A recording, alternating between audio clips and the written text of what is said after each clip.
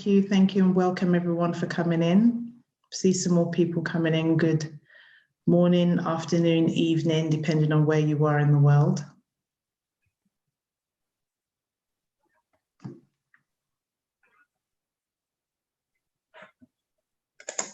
just going to wait a couple more minutes, grace people, because sometimes it can be a bit fidgety to get on Zoom. So I'm excited because I've got questions to ask, and one of them is definitely the beautiful artwork. So yeah, I can't wait to get into the questions. Yeah. So prepare yours.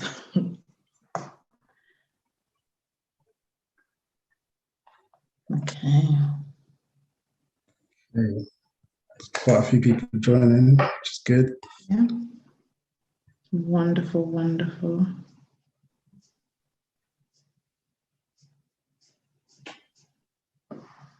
Welcome. So we just said, I don't know if anyone's joined and you didn't hear me, we're just trying to figure out where you are in the world, where you are in the UK, anywhere. I don't want to make it a competition or anything as to who's really out there.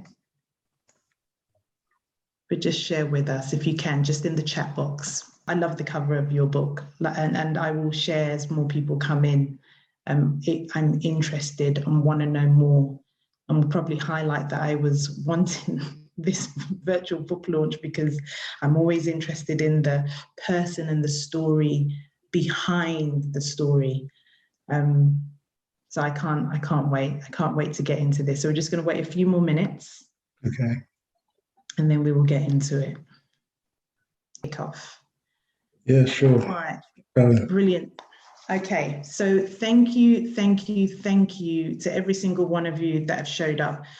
Whenever I host events like this, I really want to acknowledge people for taking the time, because not only do you show your support, you show your hunger for knowledge to want to know more. And so here, obviously, want to welcome you to the book launch of Tony Debajo. I just want to acknowledge you for doing this work, and we're going to learn, the process in which it's taken for you to do this, for the book launch of In the Shadow of Ruin. So I just say we get straight into it, because I think the quality of our questions really allows us to get the quality and the understanding behind things. So can you tell us a bit about who you are? What, who are you, basically? Just tell us anything that comes to mind that will allow us to connect with you at a deeper level. Yeah, sure. Happy to. Right. So like you said, I'm Tony Debajo, and I'm a civil engineer by profession, and more recently an author. It's funny saying author because I'm still getting used to that term being my first book and everything. But yeah, I suppose I have to embrace it now.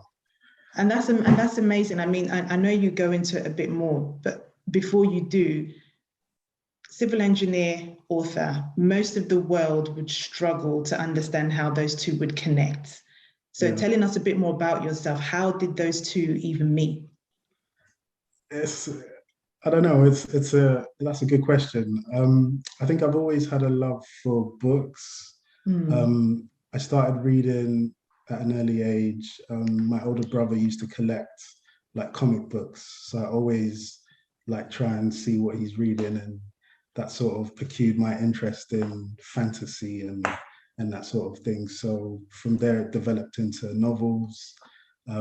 So yeah, I just started reading and just never put a book down. I always wanted to have my head in some sort of fantasy world, just a form of escapism, I guess. But yeah, that's pretty much what has led me down the path of writing a book. So that's pretty much the story. Okay, we're going to get more into the detail there. So why would you write a book based on West Africa? Really intrigued. Yeah, there's a lot of reasons really, but I think the main reason is because the specific genre that I've chosen to write in, which is sort of historical fiction, fantasy. If you look at the marketplace, it's pretty much dominated by European stories. And I've always been intrigued in writing something to do with African culture, because I grew up, as you know, partly in Nigeria. So from the ages between 6 and 17, I lived in Nigeria. So I got immersed into the culture, and I just remember hearing so many stories, folklore, as you hear, stories from your parents, stories from grandparents, from friends, and there are all these, fascinating. Thank you. Yeah, I was just muted automatically. Sorry, keep going. You were saying, because what I remembered you saying, I just imagined you sit. Were you the kid who would sit and listen to the elders talk about folklore? I mean, was that part of who you were, or were you reading books physically, and therefore that had a lot to do with what you produced? I think it's a bit of both, really. So I did hear stories, like I said, from parents and friends, but also the books. There were a lot of books in school that you read that sort of really intrigued me. So I think that's really where the seed was planted. And yeah, and actually, there's a program that I used to watch when I was younger called Tales by Moonlight. So it's this old Nigerian program where kids sit around a fire and they're telling tales about. It's mainly folklore, but I think a lot of it was just to scare kids. when I think back. Yes, it brings back memories. But yeah, please tell us a bit more about, because I think it's really important, and I don't know where or what interest the audience has, and it might be very varied. So let's speak about it.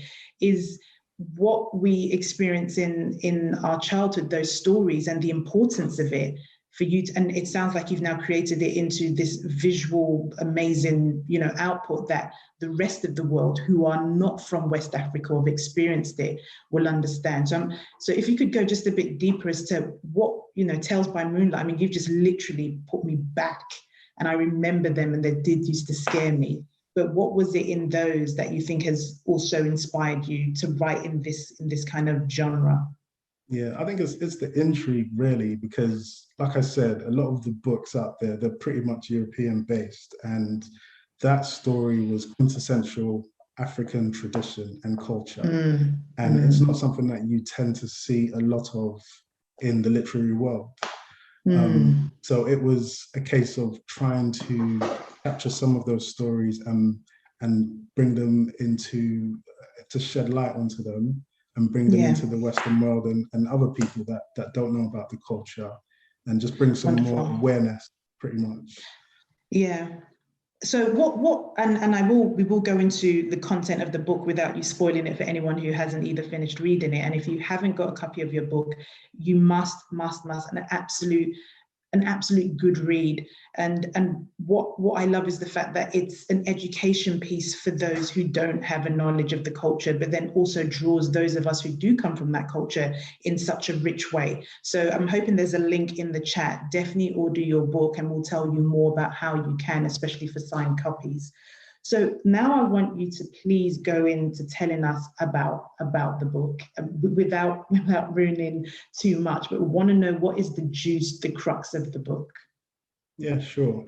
So the book, it's based in an ancient city called Ile-Ife. One thing I must say is that all the locations are factual. They're all authentic places in Nigeria. So I've tried to keep it authentic in that respect. Great. And this particular city called Ile-Ife, it's known to be quite ancient and has a lot of history. So that's formed the basis of the story, so the foundation pretty much. And the story really follows a king called Jide Adelani, and he is trying to preserve his kingdom, and it's under threat from his half-brother, who feels that he's more deserving of the throne. So the story really talks about how there is a war between the two brothers, and how one is trying to maintain his heritage and the other is trying to sort of come and take it away from him. And it also talks about story and family. So Jide, he's got 3 children, 3 boys, and they are essentially, they had to flee the city into the furthest corners of the kingdom, and they're being hunted by the brother who tries to wipe out the bloodline of this king. So it follows the journeys of these children, in addition to Jide and his brother. And yeah, it's essentially a book about, it's a retelling almost of Yeah. Nigerian tradition interwoven with folklore and Yeah. a bit of intrigue and a lore. So I try to draw parallels with some of the mainstream European books, but at the same time keeping it traditional to African or West African stories. So that's So can you tell me a bit more about the genre? Like, because I know I always get it's like there's ancient. Tell me a bit more about that, because you explained that and I'm drawn in and I want to know. My first question is, well, why are they trying to wipe out the bloodline? Is there jealousy? And then what I love is that you've now expanded and we're going to go into the characters, which completely blow my mind. You then start to talk about children, and so all of a sudden I start to think of family tree, and I've started to just go off, and now I want to know more. But tell me about the genre and how that fits. Why is this book sitting in that genre of book? Can you just tell us again what the genre is, so I don't get it wrong? It's historical fiction. Okay. Yeah, essentially. And there's a bit of fantasy. Did you say a bit of fantasy? There's a fantasy? bit of fantasy. Yes, you're right. So yeah. can you talk us through the fantasy bit? What is the fantasy bit in the storyline? So I think the fantasy is really the folklore, because those are elements of mystery and things that you wouldn't expect to happen in reality. So I think that is sort of the fantasy aspect of it. So there's a lot of talks about the gods of the time, and also their influence in the world, as it were. In addition to that, you've also got some darker practices that are mentioned in the book. So things like witchcraft, black magic, there's elements of that within the story. So I think that's the fantasy element of it. So. Okay, so, and I don't even know, because I know that we've obviously had a chat automatically, and just because of my visual brain, I now just want to see this in some sort of cartoon. You're talking about Tales by Moonlight. I want to know more. I'm not going to try and hug up the whole time, because we do have a section where people can ask questions. So please start thinking about your questions. I think if you do have any, you can start typing them in the chat box, and I'll make sure we come to it. So I'm going to ask if we can get some of the characters up on the screen. I'm really intrigued as to the thought process of the characters.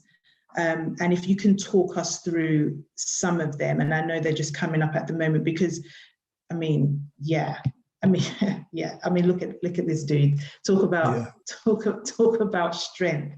How did this come to be? Like, firstly, who is Shango? I don't know if you can say anything about his role in the book. How do you depict what he looks like? Because and then how you talk about him in the book. Yeah, so as far as descriptions go, I think it's safe to say it's a figment of my imagination. I just love it. This is how I imagine him to look. So as I said, there's a lot of gods mentioned within the book. So this is one of the main gods, and his name is Shango, as you can see, and he is the god of thunder. So almost equivalent to Zeus in the Greek gods. Yes. So this is how I imagine him to look. And he plays a part in this book. I don't want to give too much away, because but he has an influence over a certain character within the book. Okay.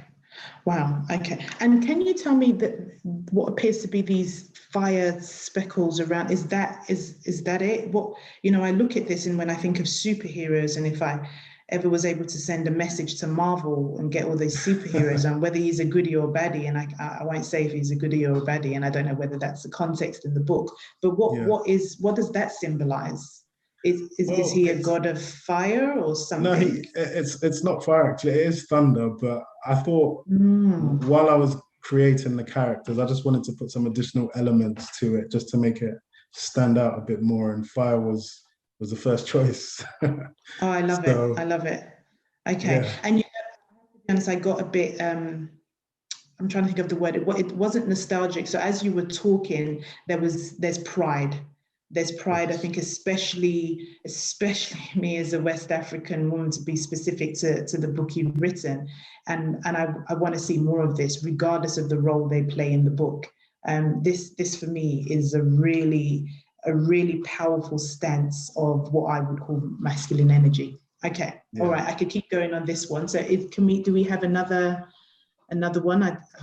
Yeah, okay. So is this half of my namesake that okay, just half. I'll collect it small. Okay, almost. So can you tell us about her? Yeah, so this is Yemoja, and she is the goddess of the river.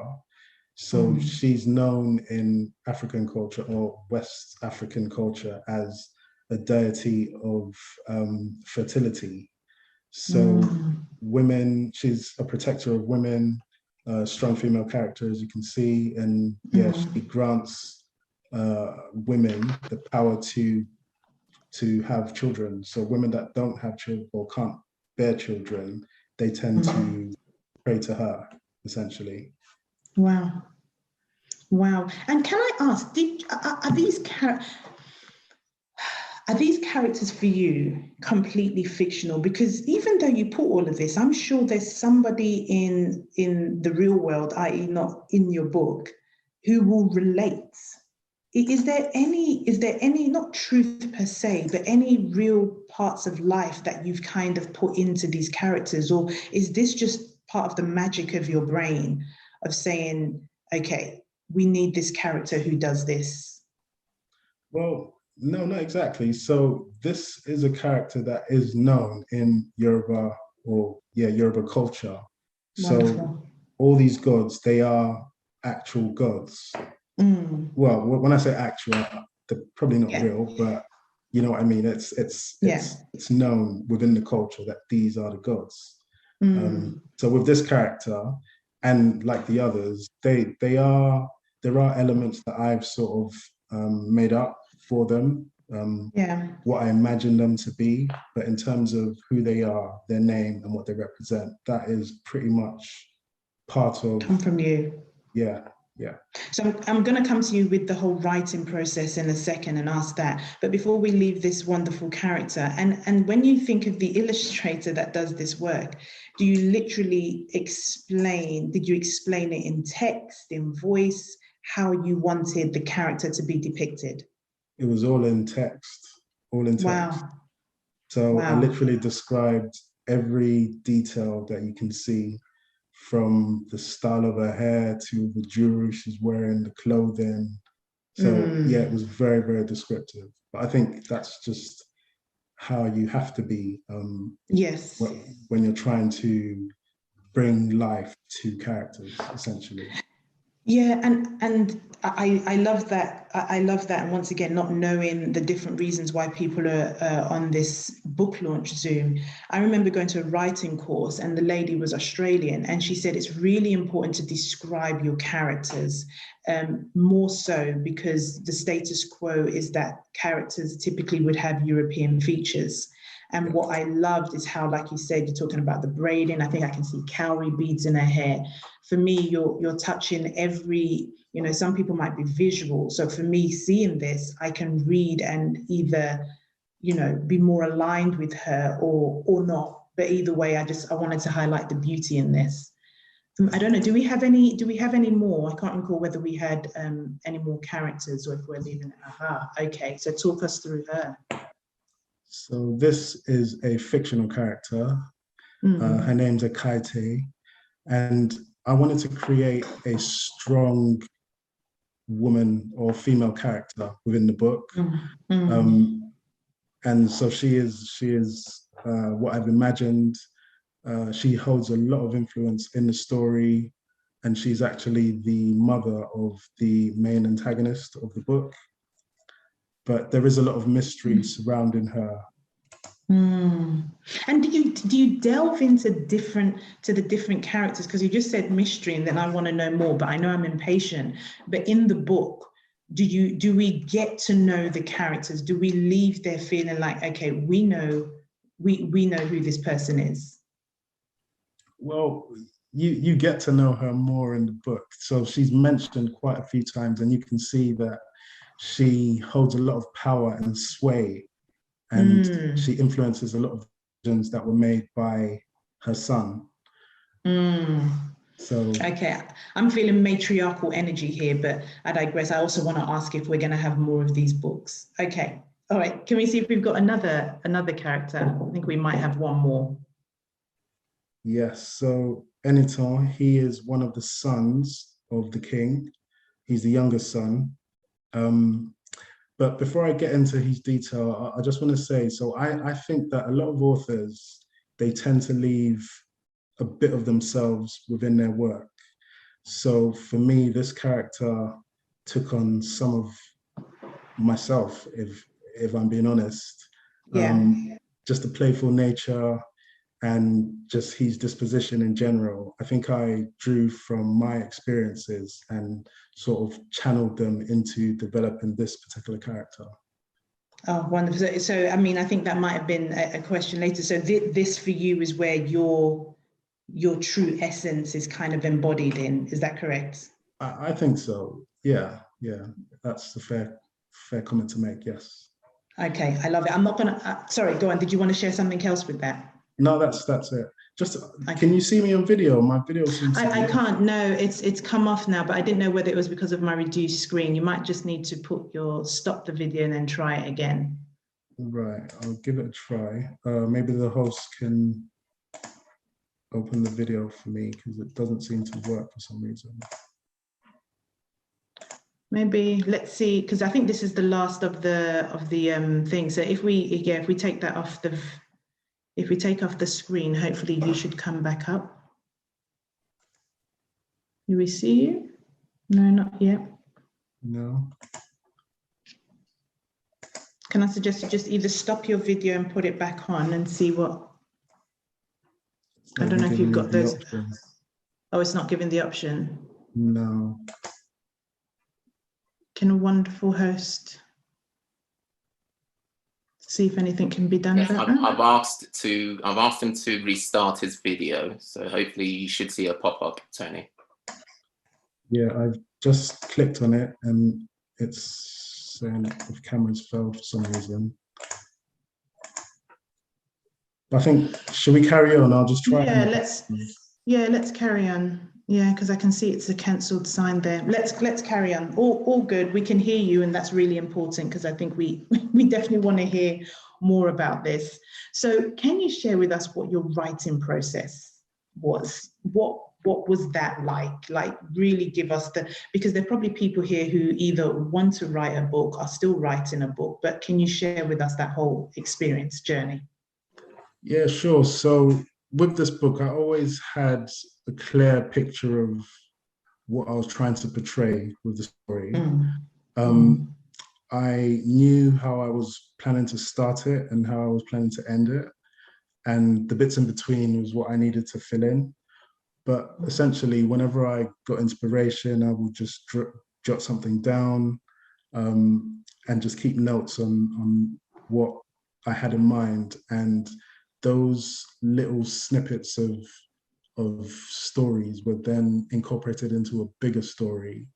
And I just started the process that way. So I normally start with the title of the chapter and just build around that.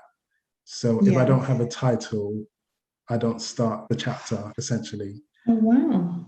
So and did you go to any writing school course to support this? No, I didn't. No experience whatsoever. So like I said, wow.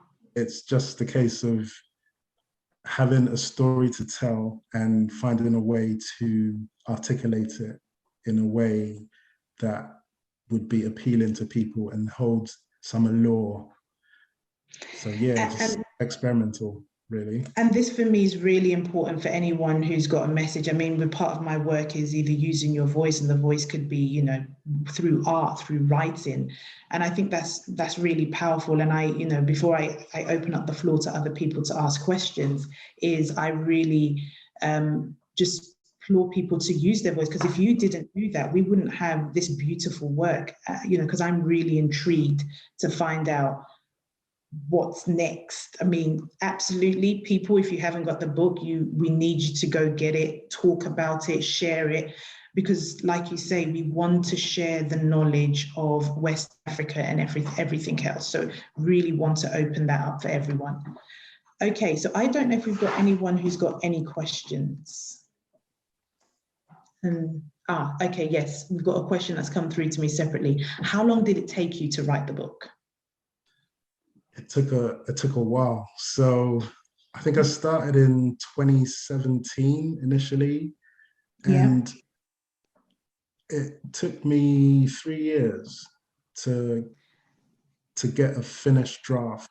But I must say that a lot of the book, so probably about 60 to 70% of the book, I wrote on my phone. So wow. Yeah, so I commute. So I used to live in London and I moved out of London into Kent, and I still worked in London. So I would commute into London every day, and on the train, that was like a form of escape for me, to just put my head down and just type away on my iPhone.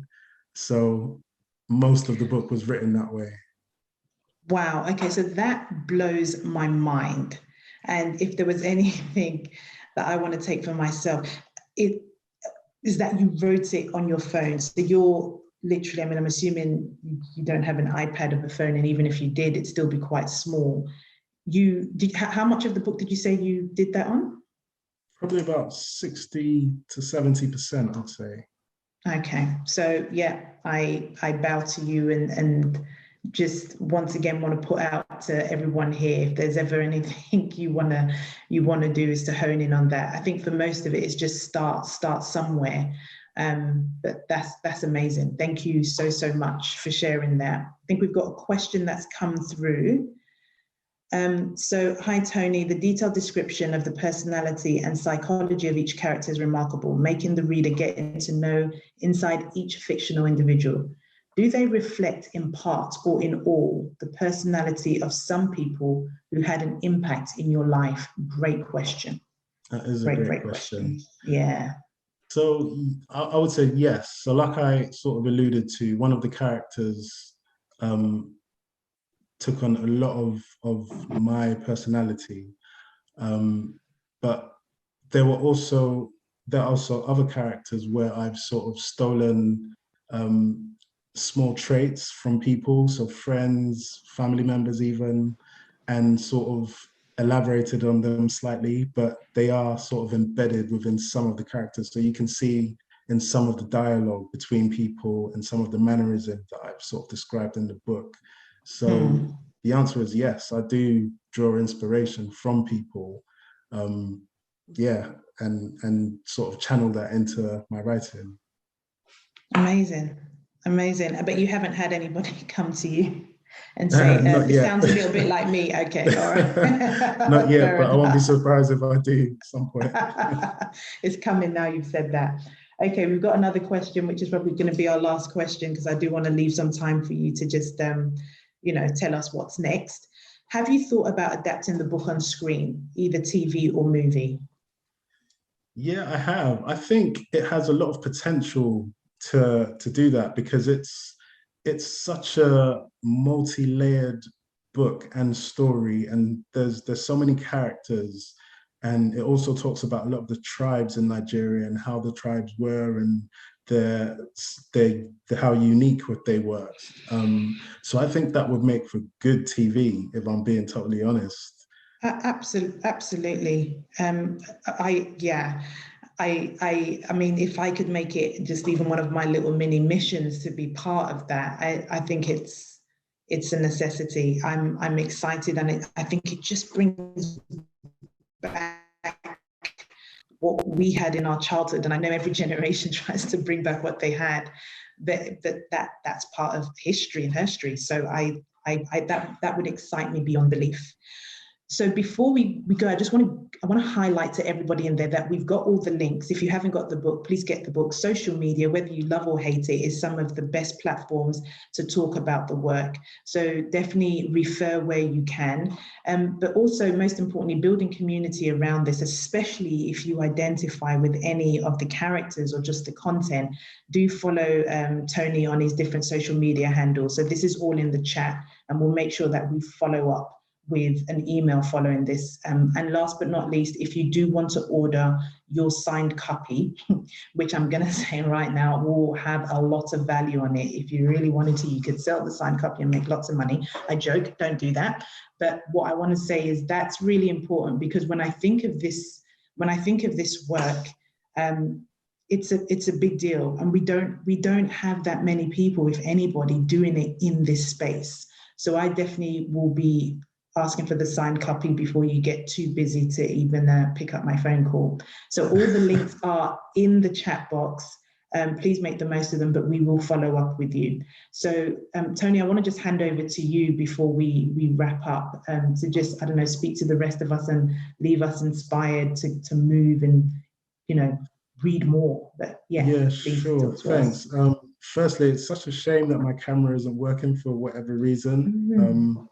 I don't know why, but yeah, that's technology for you. Yeah. But yeah, thank you for everyone that joined. It's been a pleasure talking about the book, and I really hope that you treat yourself to a copy, because like I said, there is so much in the book. It's not just based on the culture and everything else like that. It's also talking about people and how, you know, how I imagine people lived in those times. So I think there's a lot of good information in there, especially for people that aren't very familiar with African tradition. So yeah, thank you again, and please treat yourself to a book. Absolutely. Thank you so much, Tony. And we will be here for another minute or so, all the links in the chat, but thank you all so much for coming. And thank you for hosting, Yemi.